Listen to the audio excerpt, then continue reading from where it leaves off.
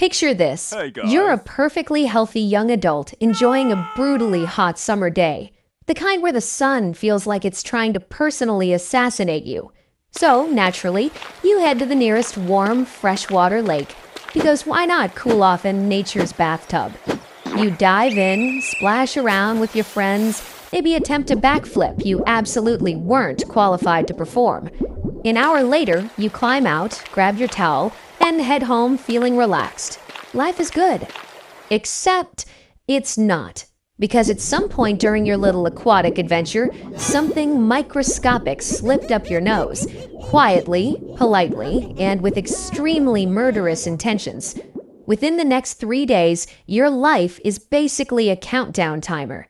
See, doctors will run test after test, trying to figure out why you suddenly have a headache, fever, and a neck so stiff you move like a malfunctioning animatronic at Chuck E. Cheese.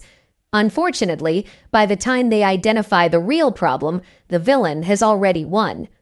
That villain is Naegleria fowleri, the infamous bread-eating amoeba, and it melts your brain so fast your Wi-Fi should take notes. Mortality rate? 97%. That's right, this thing is deadlier than your student loans. Naegleria fowleri is a single-celled amoeba that lives in warm, fresh water, lakes, rivers, hot springs, and swimming pools that look like they legally qualify as biohazards. It thrives in temperatures between 77 degrees Fahrenheit and 115 degrees Fahrenheit, which, surprise, happens to be peak American swimming season. And no, you don't get infected by swallowing the water like a normal person. The amoeba enters through your nose, rides your olfactory nerve like it's on a one-way Uber trip to your brain, and within 24 hours begins eating your brain tissue. The disease is called primary amoebic meningoencephalitis, or PAM, because even scientists didn't want to say that full name twice. Symptoms start mild, then escalate to confusion, seizures, hallucinations, and rapid decline. Since 1962, out of over 150 cases in the U.S., only 4 people have survived, and most with permanent neurological damage. So, you finally did it. You booked that dream vacation to Central America. Costa Rica, Belize, maybe somewhere with zip lines and overpriced margaritas. You're hiking through a gorgeous rainforest, taking Instagram photos that'll get maybe 47 likes, when a mosquito bites you. Whatever, right? It's the tropics. Mosquitoes are basically the welcoming committee. You swat it away, slap on some bug spray you probably should have applied an hour ago, and continue your adventure. 2 weeks later, you're back home in Ohio or wherever, and you notice a weird bump on your arm.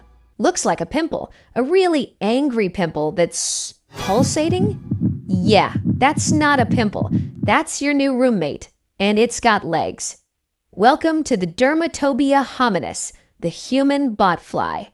And congratulations, you're now a living incubator for one of nature's most disgusting pranks. Here's how this biological horror movie works. The botfly is too lazy to bite you directly, so it hijacks a mosquito like the world's worst Uber driver. The fly grabs a mosquito mid-flight, glues its eggs onto the mosquito's body, and sends it off to find a victim. When that mosquito lands on your warm skin to feed, the botfly eggs sense the heat, hatch instantly, and burrow into your skin through the bite wound. And just like that, you've got a tenant. No lease agreement, no security deposit, just pure violation. The larva digs into your skin and sets up camp, creating a breathing hole so it doesn't suffocate while it's busy eating your flesh from the inside. You'll feel it moving. At night, while you're trying to sleep. It's like having the world's worst ASMR experience directly under your epidermis. The bump grows larger over the next 5 to 10 weeks as the larva feeds and develops. People describe feeling sharp stabbing pains when the larva moves or adjusts position. Some say they can feel it breathing through the hole in their skin. Others swear they can see it moving beneath the surface, like something out of Alien, but significantly less cool and infinitely more gross. Now, you'd think removing it would be simple. Just squeeze it out like a really ambitious blackhead, right? Wrong. The larva has rings of backward-facing spines that anchor it in place. If you try to squeeze it, you'll likely rip it in half, leaving part of it inside to cause a nasty infection, because apparently having a living creature inside you wasn't bad enough. The proper removal involves suffocating the larva by covering the breathing hole with petroleum jelly, nail polish, or tape. Once it can't breathe, it backs up towards the surface, and doctors can extract it with forceps. The whole process is exactly as horrifying as it sounds, and there are YouTube videos if you hate yourself enough to watch them. Here's the silver lining that's thinner than tissue paper.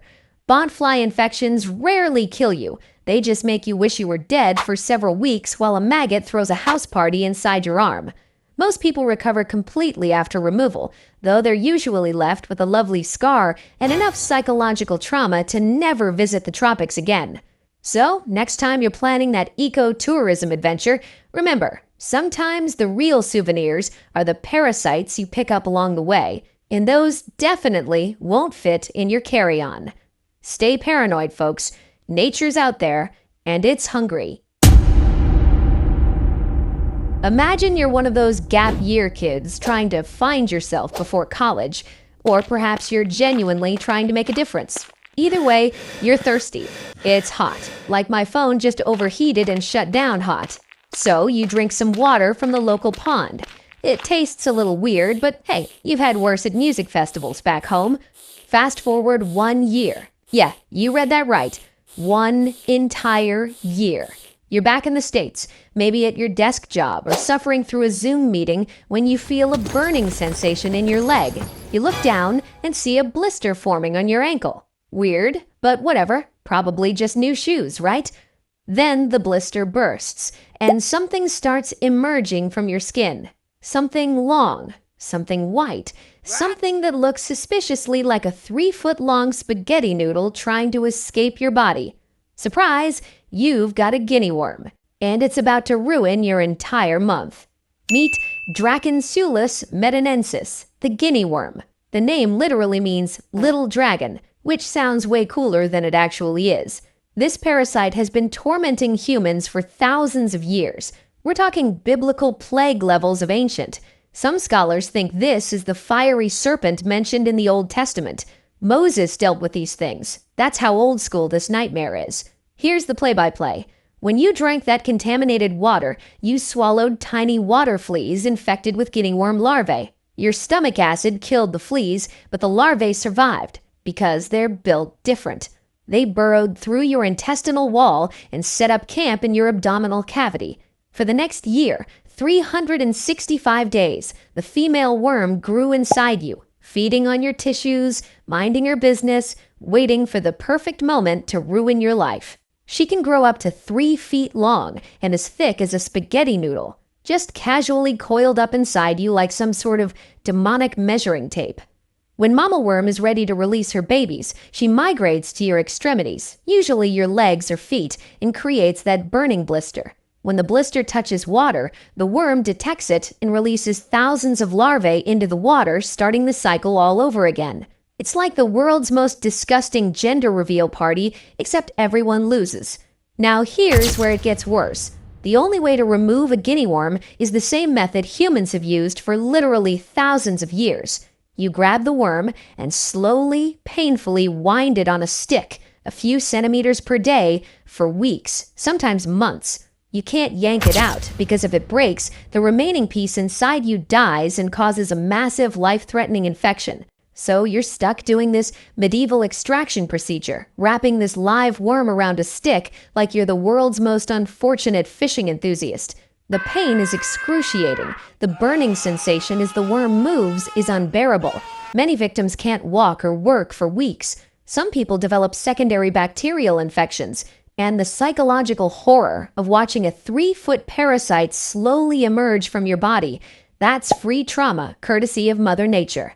Here's the only positive thing about guinea worm. We're this close to eradicating it completely. In 1986, there were 3.5 million cases worldwide. By 2023, there were only 14 reported human cases. 14! We're about to make this nightmare extinct. But until then, maybe think twice before drinking mystery pond water on your humanitarian mission trip. Your legs will thank you.